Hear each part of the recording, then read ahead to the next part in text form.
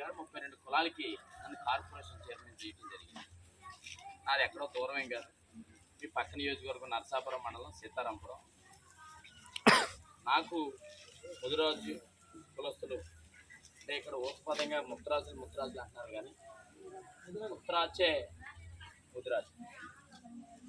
నాకు ఈ బీసీ వర్గాల మీద నేను స్టడీ చేసేటప్పుడు ముదిరాజుల మీద ఒకసారి ఆలోచించినప్పుడు ముదిరాజు కులస్తులకు అనేటువంటి చరిత్ర ఇతర ఓసీ కులాలకు ఎవరికి లేదనే విషయాన్ని మీ అందరికీ తెలియపరుస్తాను. ఎందుకంటే భారతదేశంలో అందుకే సందర్భం వచ్చింది కాబట్టి నేను ఒక 2 నిమిషాలు హిస్టరీ చెప్పిన తర్వాత నేను వచ్చిన పని చెప్తాను.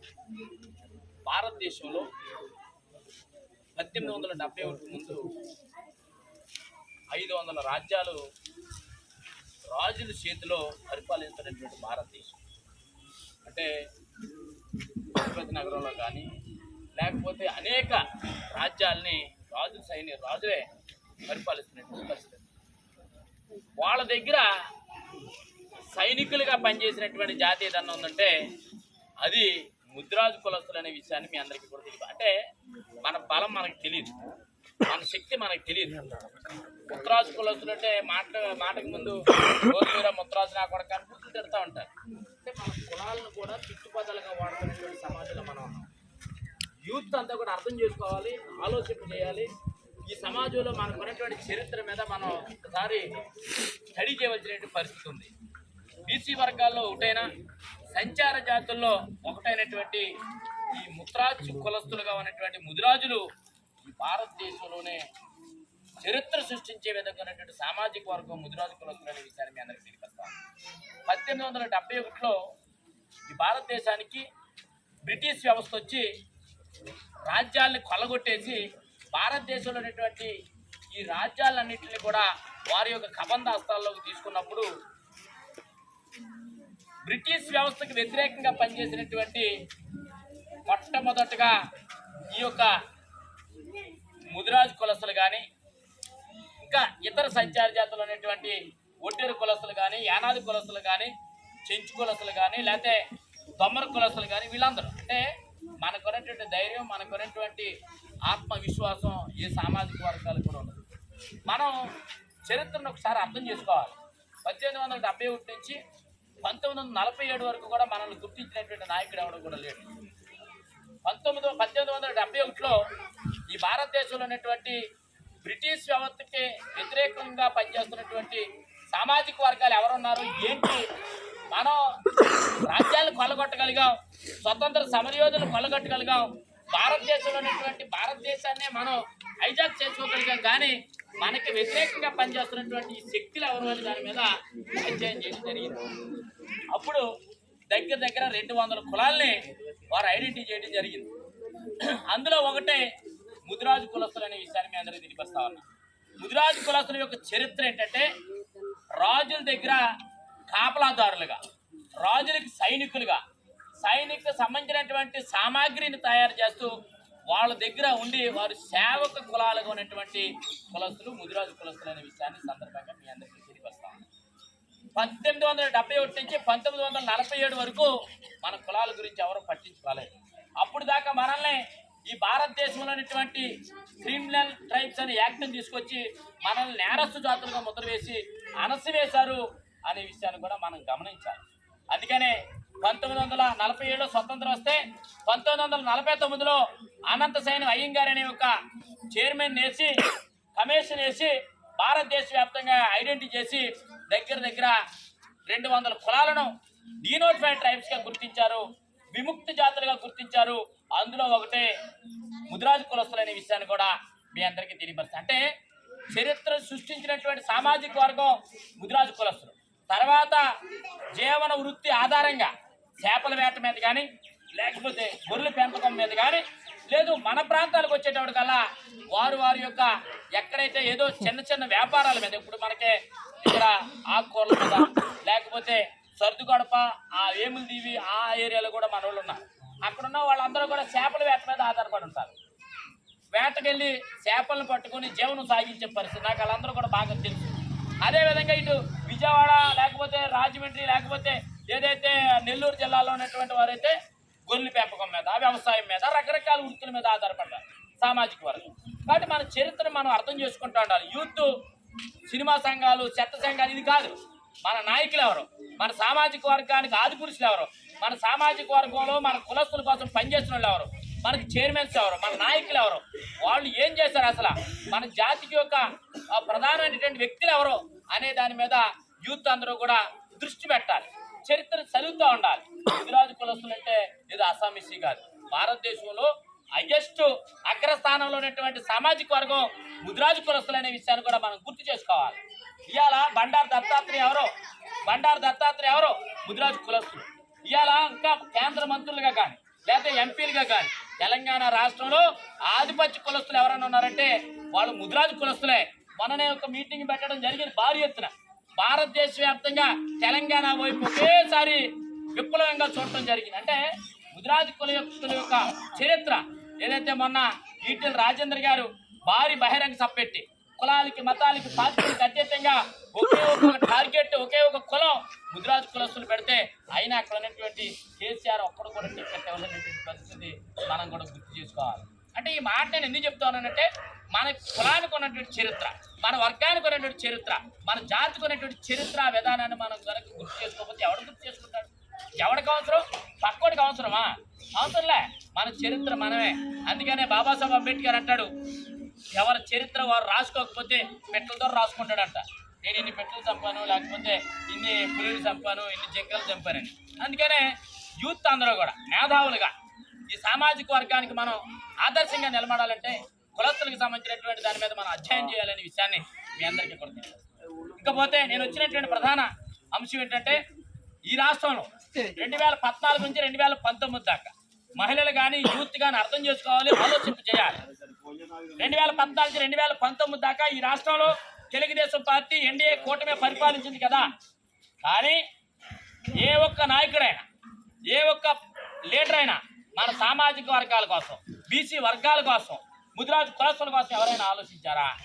ఇవాళ ముదిరాజు కులస్తులకి రాష్ట్ర వ్యాప్తంగా రాజకీయ ప్రాతినిధ్యం కల్పించడం కోసం ఒక కార్పొరేషన్ చైర్మన్ ఏర్పాటు చేసి ఏదైతే నెల్లూరు జిల్లా ప్రాంతానికి సంబంధించినటువంటి ఏదైతే వెంకట స్వామి గారు, నారాయణ స్వామి గారు అనే ఒక ఆయన్ని చైర్మన్గా నియమించి 12 మంది డైరెక్టర్లు వేసినటువంటి ఘనత ప్రస్తుత ప్రభుత్వం అనే విషయాన్ని మీ అందరికీ తెలియపరుస్తాను. అంటే కొన్ని కమ్యూనికేషన్ గ్యాప్ అవ్వచ్చు. మీ దగ్గరికి వారు కానీ లేకపోతే వారి దగ్గరికి మీరు కానీ వెళ్ళటం కొంచెం కమ్యూనికేషన్ గ్యాప్ అవ్వచ్చు. ఒక వ్యక్తి రాష్ట్ర వ్యాప్తంగా ప్రతి ఒక్క విలేజ్ కూడా టచ్ చేయకపోవచ్చు ఉన్నటువంటి పరిస్థితులు. ఆయన కూడా పెద్ద ఆయన, ఆరోగ్యం సహకరించకపోవచ్చు. నేను ఈ మాట ఎందుకు చెప్తున్నానంటే రాజకీయంగా కానీ, విద్యాపరంగా కానీ, ఉద్యోగపరంగా కానీ, సాంఘిక సామాజిక పరమైనటువంటి ఎవరు సహకరించారు మనకి అనే దాని మీద మనం ఆలోచన చేయాలి. అమ్మా మీరందరూ కూడా ఆలోచన చేయండి. 2014 నుంచి 2019 దాకా ఎప్పుడైనా మీ పిల్లలు చదువుకోవాలన్న ఆలోచన మీకు ఉందా? లేకపోతే మీ పిల్లలకి చదువుకోవడానికి సంబంధించినటువంటి ఆర్థిక అభివృద్ధిని చేయాలనే ఆలోచన గత ప్రభుత్వాలు చేసినాయా? ఎప్పుడైనా మన పేదరికంలో ఉన్నాం. మనకు ప్రధాన శత్రు ఎవరు? పేదరికం. కానీ పేదరికం అనేది నిర్మూలన చేయాలంటే ఆర్థిక వనరులు ఉండాలి. ఆర్థిక వనరులు ఉండాలంటే పొద్దున్నే లేచి తెల్లారిగట్ల కొంత ఏదైతే ఆకుకూరలు తీసుకుని వ్యాపారం మీద జీవనం సాగించి సాయంత్రానికి 400, 300, 500 సంపాదించుకుని కూర కొనుక్కుంటామా? లేకపోతే కుటుంబాన్ని నడుపుకోగలుగుతామా? లేకపోతే ఏదైతే ఒంట్లో బాగలేనటువంటి వ్యక్తికి వైద్య రంగంగా ఖర్చు పెట్టుకోగలుగుతామా? మన పిల్లల్ని కార్పొరేట్ పాఠశాల చదివించి ఇంగ్లీష్ మీడియంలో మనం చదివించగలుగుతామా? ఒక్క విషయాన్ని మీరు అందరూ కూడా ఆలోచన చేయండి. నేనేదో మీకు అబద్ధాలు చెప్పడం కోసం, మోసాలు చెప్పడం కోసం, మోసపూరితమైన మాటలు చెప్పి మనం ఓట్లు వేయమంటం కోసం నేను రాలేదు. వాస్తవాన్ని మనం ఆలోచన చేయాలి. అందుకనే ఈ రాష్ట్రంలో బలహీన వర్గాలకు ఆదర్శంగా నిలబడినటువంటి వ్యక్తి జగన్మోహన్ రెడ్డి గారు ఒక్కడే. అందుకనే మీ పిల్లలు ఇంగ్లీష్ చదువుకోవాలని ఇవాళ ప్రభుత్వ పాఠశాలల్లో కూడా ఇంగ్లీష్ విద్య తీసుకొస్తే ఏదైతే ఈరోజు మాట్లాడుతూ మేము అనేక సంక్షేమ పథకాలు డబుల్ చేస్తామని చెప్తున్నటువంటి తెలుగుదేశం, బీజేపీ, జనసేన నాయకులు ఏమన్నారు తెలుసా? భారతదేశం అనేది, ఆంధ్రప్రదేశ్ రాష్ట్రం అనేది తెలుగు సంస్కృతిని, సాంప్రదాయాన్ని పెంపొందించినటువంటి రాష్ట్రం కాబట్టి ఇంగ్లీష్ విద్యను పెట్టడానికి కుదరదని చెప్పి కోర్టులు వేసి ఆఫ్ చేయాలని చూసినటువంటి వ్యక్తులు చంద్రబాబు నాయుడు కూటమి అనే విషయాన్ని మీరు అందరూ కూడా గమనించాలి. ఇది నేను చెప్పే మాట కాదు. మీరు గూగుల్లోకి వెళ్ళండి, లేదా యూట్యూబ్లోకి వెళ్ళండి. ఇంగ్లీష్ విద్యను ఎదుర్కొన్నది ఎవరో మీరు అర్థం చేసుకోండి. ఇది మీరు ఆలోచన చేయాలి. అమ్మఒడి అనే సంక్షేమ పథకం తీసుకొచ్చి ఇవాళ మీ పిల్లలు చదివించండి, మీకు ఆర్థికంగా సపోర్ట్ ఇస్తానని చెప్పినటువంటి గౌరవ ముఖ్యమంత్రి జగన్మోహన్ రెడ్డి గారిని మీరు గుర్తుపెట్టుకోవాల్సిన అవసరం ఉందా లేదా అనే విషయాన్ని మీరు అర్థం చేసుకోండి. అమ్మా, మీరు ఒకటి గుర్తుపెట్టుకోండి, 4 సంవత్సరాల వ్యవధిలో 15,000 రూపాయల లెక్కన 60,000 రూపాయలు అమ్మఒడి అనే పథకం ద్వారా ఇచ్చారే. ఏ ఒక్క రాజకీయ నాయకుడి దగ్గరకో, లేదా మీ ప్రెసిడెంట్ గారి దగ్గరకో, లేదా మీ ఎంపీడీసీ గారి దగ్గరకో, లేదా మీ ఏసీ గారి దగ్గరికి వెళ్ళి అయ్యా మా పిల్లలు చదువుకుంటా ఉన్నారు, మాకు చెయ్యొద్దు ఇవ్వండి, లేదా అమ్మఒడి ఇవ్వమని మీరు అడిగారా? వాస్తవం మీరు అర్థం చేసుకోండి. మీ ఇంటికి వచ్చారు, మీకు అర్హత ఉందనుకుంటే, మీరు బలహీన వర్గాలకు సంబంధించి మీరు పేదలు అనుకుంటే ఇమీడియట్లీగా మీకు చెయ్యొద్దు వస్తా ఉందని చెప్పారు. 4 సంవత్సరాల్లో చెయ్యొద్దు అనే సంక్షేమ పథకం ద్వారా 70,000 రూపాయలు పైబడి ఇవాళ ప్రభుత్వం మనకి ఇస్తా ఉంది. అంతేకాకుండా ఇవాళ ఇంగ్లీష్ విద్య తీసుకొచ్చింది, అమ్మఒడి తీసుకొచ్చారు, ఆసరా, లేకపోతే విద్యా దీవెన, వసతి దీవెన. అందుకనే నేను ఇందాక వచ్చేటప్పుడు దయచేసి ఎవరో కూడా డిస్కస్ చేయొద్దు, నేను తర్వాత మళ్ళీ మాట్లాడవచ్చు మీరు. అందుకనే నేను ఇందాక వచ్చేటప్పుడు రాష్ట్ర వ్యాప్తంగా ముదిరాజు కులస్తులకి ఎంత సంక్షేమ పథకాలు మనం ఇచ్చాము డేటా ఇవ్వమని ఎడ్ ఆఫీస్ని అడిగితే డేటా ఇవ్వడం జరిగింది అన్న. ఏదైతే మన ఎంపీటీసీ గారి దగ్గర డేటా ఉంది, అలాగే జేసీ గారికి కూడా నేను వాట్సాప్ చేయడం జరిగింది ఇప్పుడునే. ఆ డేటా ప్రకారంగా మనం చూసినట్లయితే రాష్ట్ర వ్యాప్తంగా 6,50,000 మందికి 23 సంక్షేమ పథకాల నిధికి సంబంధించి 1,740 కోట్ల రూపాయలు ఇచ్చినటువంటి ప్రభుత్వం జగన్మోహన్ రెడ్డి గారి ప్రభుత్వం అనే విషయాన్ని మీ అందరూ తెలియపరుస్తా ఉన్నాను. మీరు ఒకటే టార్గెట్ చేయండి, నేను అంతా వద్దు. గత ప్రభుత్వం మీకు అమ్మఒడి వస్తే ఆ పార్టీకి మీరు ఓటేయండి. ఇచ్చారా? గత ప్రభుత్వం చేయొద్దు ఇచ్చారా? గత ప్రభుత్వం ఉన్నటువంటి సంక్షేమ పథకాలు ఎవరికైనా ఇచ్చారా? గత ప్రభుత్వం ఎవరికైనా వివిధ సంక్షేమ పథకాలు కానీ ఉండటానికి ఇల్లేనటువంటి పేదలకు ఇల్లు ఇచ్చారా? మీరు అర్థం చేసుకోండి, ఆలోచన చేయండి. మీ పిల్లలు ఇవ్వాల కార్పొరేట్ పాఠశాల చదువుతా ఉన్నా కానీ వాళ్ళకు కూడా విద్యా దీవెన, వసతి దీవెన, ఆరోగ్యశ్రీ అనేక పథకాలు ఇచ్చినటువంటి ప్రభుత్వం వైఎస్ఆర్ కాంగ్రెస్ పార్టీ ప్రభుత్వం, జగనన్న ప్రభుత్వం అనే విషయాన్ని మీరందరూ కూడా గుర్తుపెట్టుకోండి. రేపు 13వ తారీఖున జరగబోయే ఎన్నికల్లో వైఎస్ఆర్ కాంగ్రెస్ పార్టీ ఫ్యాన్ గుర్తు కొట్టేయండి. సంక్షేమ పథకాన్ని అలా కొనసాగింపు చేసుకునే విధంగా మీరందరూ కూడా కృషి చేయాలనే విషయాన్ని. ఎందుకంటే మీ దగ్గరికి 3 కండువాలు కప్పుకొని వస్తూ ఉంటారు, అబద్ధాలు చెప్తూ ఉంటారు. అందుకనే చంద్రబాబు నాయుడు ఇచ్చినటువంటి మేనిఫెస్టో మీరు చూసినట్టయితే అబద్ధాల మేనిఫెస్టో. మీరు ఆలోచన చేయండి. ఇంతకుముందు అమ్మఒడి కుదరదని చెప్పాడు, రాష్ట్రం గుల్లైపోతుందని చెప్పాడు, పేదలందరికీ కూడా ఇలాగ ఇచ్చేస్తే సోమరిపోతులు అయిపోతుందని చెప్పాడు. కానీ ఇవాళ పిల్లలు ఎంతమంది చదువుకుంటే అంతమందికి సంక్షేమ పథకాలు ఇస్తా ఉన్నా అని చెప్తా ఉన్నాడు. పెన్షన్ 3,000 రూపాయలు ఇస్తా ఉంటే అబ్బాయి రాష్ట్రం అంతా గుల్లైపోతుందని చెప్పాడు, ఇవాళ 4,000 ఇస్తానని చెప్పినటువంటి అబద్ధపు మాటలు నమ్మవద్దు. ప్రస్తుతం ఇంతవరకు కూడా మన ప్రతి కుటుంబంలో వివిధ సంక్షేమ కార్యక్రమాలు అందినటువంటి ప్రభుత్వం జగన్మోహన్ రెడ్డి గారి ప్రభుత్వం. అలాగే మీ నియోజకవర్గంలో గంధి శ్రీనివాస్ గారిని, అలాగే ఎంపీ అభ్యర్థిగా గూడూరు ఉమాబాల గారిని, ఆవిడ చెట్టిమల్లి సామాజిక వర్గానికి సంబంధించినటువంటి బీసీ మహిళ, వాళ్ళిద్దరిని కూడా గెలిపించినట్లయితే రేపు జరగనున్నటువంటి సార్వత్రిక ఎన్నికల్లో 2 ఓట్లు కూడా ఫ్యాన్ గుర్తు కొట్టండి. ఒకటే గంధిశ్రీని గారిని గెలిపించినట్లయితే జగన్మోహన్ రెడ్డి గారు ముఖ్యమంత్రి అవుతాడు, మళ్ళా మీ సంక్షేమ పథకాలు వస్తాయి. 2 ఎంపీగా కనుక ఉన్నటువంటి ఉమాబాల గారు కోటేసినట్లయితే ఆవిడ పార్లమెంట్కి వెళ్తుంది, మన సమస్యల మీద ఆవిడ పని చేయడానికి ఆస్కారం కుదురుద్ది. నేను కూడా ఒక హామీ ఇస్తా ఉన్నాను. నాకు ఇంతకుముందు ఇంతమంది ఇక్కడ విషయం నాకు తెలియదు. నిన్ననే నాకు డేటా తెలిసింది, నిన్ననే నాకు ఈ విషయం తెలిసింది. మీ తరపున మీ ప్రతినిధిగా బలహీన వర్గాలకు సంబంధించినటువంటి వ్యక్తిగా నేను కూడా మీకు ఎప్పుడు కూడా అండగా ఉంటాను, సపోర్ట్గా ఉంటాననే విషయాన్ని మీ అందరికీ కూడా హామీ ఇస్తా ఉన్నాను. నేనేదో బయట ప్రాంతాల నుంచి వచ్చినటువంటి వ్యక్తిని కాదు. పక్కన నియోజకవర్గం నరసాపురం మండలం సీతారాంపురం. మీ విలేజ్లో ఎవరిని అడిగినా టెండర్ వేరని అంటే తెలియని వాళ్ళు ఎవరు ఉండరు, సంచార జాతర కార్పొరేషన్ చైర్మన్ అంటే తెలియని వాళ్ళు ఎవరు ఉండరు. మీకు ఎప్పుడు కష్ట నష్టాలు వచ్చినా ఎంపీడీసీ గారు కానీ, ప్రెసిడెంట్ గారు కానీ, ఏసీ గారు కానీ ఇంకా పెద్దలు ఉన్నారు. వారు దృష్టి తీసుకొస్తే వారు కూడా మాకు తెలియపరుస్తారు.